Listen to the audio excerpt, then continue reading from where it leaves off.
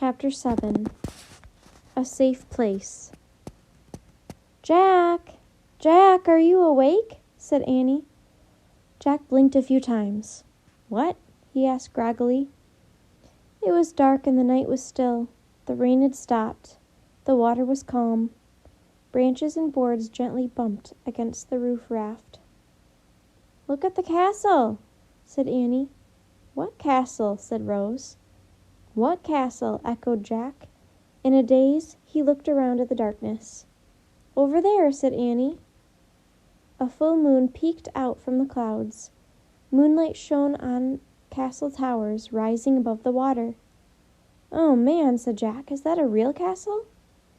No, I'm afraid not, said Rose. It's a school run by Catholic nuns. It's called the Ursuline Academy. Ursuline Academy? Said Jack. He sat up straight, fully awake. Ursuline Academy! Exclaimed Annie. I don't believe it. What? Why? Asked Rose. That's a safe place, said Annie. We read about it in our Texas book. People survived the hurricane there. What are you talking about? Said Rose. Annie, remember the description in our guidebook, Jack said quickly. The book just said it was a tall, sturdy building. You must have dreamed the rest. Oh, right, Annie said. I dreamed it, but it definitely looks like a tall, sturdy place, doesn't it? It looks dark, said Rose. I know, said Annie, but I'll bet lots of people are inside the Ursuline Academy, and I feel like they're safe. I'm feeling that too, said Jack. I think we should go there. But how do we get there? Said Rose. Jack and I can get in the water and push the roof, said Annie. We're good swimmers. Oh, no, too dangerous, said Rose. There's wreckage everywhere. Maybe we can use some of it, said Annie. What do you mean? Said Rose.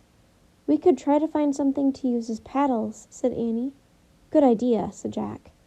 He and Annie leaned over the edge of the raft, searching the water. Jack lifted up part of a chair. Annie retrieved a torn basket. These won't work, said Jack. They put them back into the water. Hey, this might work, said Annie. She hauled a flat wooden fence picket onto the raft. Try it, said Jack. Annie knelt on the roof. She pushed the narrow slat through the water. The raft moved, but only a little. We need a second paddle, said Annie, for the other side. Look, a broom, said Jack. He lifted a broomstick out of the water. A flat bundle of wet straw was tied tightly at the end. Jack pushed the straw end of the broom through the water. At the same time, Annie pushed with her fence paddle. We're moving, said Rose. Jack and Annie kept paddling the raft toward the moonlit towers of the Ursuline Academy. As they drew closer, they saw that the massive building was partly damaged. Its tall, arched windows were smashed. But suddenly a light appeared. Hello, Rose shouted. Hello, a woman called back. Is it safe inside? Rose called. I have children with me. Yes, we can help, the woman called. Jack and Annie kept paddling their roof raft through the water. When they got nearer to the academy, Jack could see two women at the window. Both were dressed in black robes with large white collars. Their heads were covered. Jack realized that they must be Catholic nuns. The younger woman held a lantern. The older one was leaning out the window. Keep paddling. You're going to make it, she called to them. Oh my, that's Mother Mary Joseph, said Rose. Who is she? Asked Annie. Mother Mary Joseph is in charge of the school and all the nuns. She is much loved in Galveston, said Rose. The raft finally reached the window. Jack grabbed the windowsill to hold the floating roof steady. The younger nun held the lantern. Mother Mary Joseph helped Rose and Lily climb through the window. You go next, Jack said to Annie. Annie crawled through the window. Then she grabbed the edge of the roof raft. She held it steady while Jack climbed inside the building. We're safe, said Annie. Jack took a deep breath. They were in a long hallway with dark wooden walls. Welcome, all of you, said Mother Mary Joseph. Sister Agnes will stay here with the lantern while I take you to the auditorium. But first, you children must put shoes on your feet.